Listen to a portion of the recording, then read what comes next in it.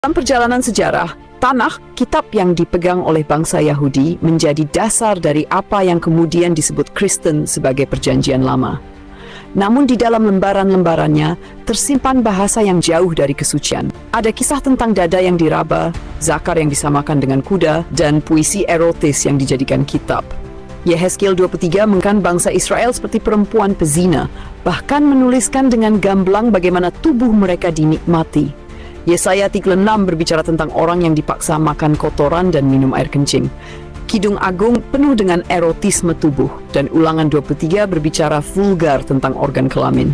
Semua ini membuat Tanakh terkesan lebih mirip catatan manusia daripada wahyu ilahi.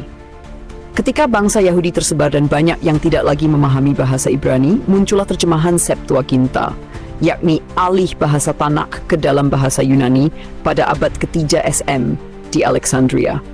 Terjemahan ini bukan sekadar penerjemahan, tetapi juga seleksi. Beberapa kitab ditambahkan, beberapa istilah diperhalus, tetapi tetap membawa serta kata-kata vulgar yang sudah tercatat sejak awal. Septuaginta inilah yang banyak dipakai oleh jemaat Kristen mula-mula karena mereka lebih fasih bahasa Yunani daripada Ibrani. Lalu berabad-abad kemudian, proses kanonisasi dilakukan. Dewan Gereja menetapkan kitab-kitab mana yang diakui sebagai Perjanjian Lama dan mana yang tidak. Keputusan manusia yang duduk dalam konsili itu menentukan apa yang dianggap firman Tuhan. Akibatnya, Perjanjian Lama yang beredar dalam kekristenan sebenarnya adalah kumpulan kitab yang dipilih, diterjemahkan, bahkan sebagian disaring oleh manusia. Tetapi meskipun kanonisasi dilakukan, kata-kata vulgar yang sudah terlanjur masuk tetap tidak dihapus. Lebih jauh lagi, ada banyak ayat lain dalam Tanakh yang vulgar. Yehezkiel 12:26, open quote. Di setiap persimpangan jalan engkau membangun tempat tinggi dan membuka kakimu kepada setiap orang yang lewat, dan engkau menajiskan kecantikanmu. Engkau bersundal dengan orang Mesir tetanggamu yang berahi besar. Dalam terjemahan Kristen sering dipelintir menjadi engkau bersundal dengan tetanggamu yang besar tubuhnya untuk mengaburkan istilah seksual aslinya. Close quote.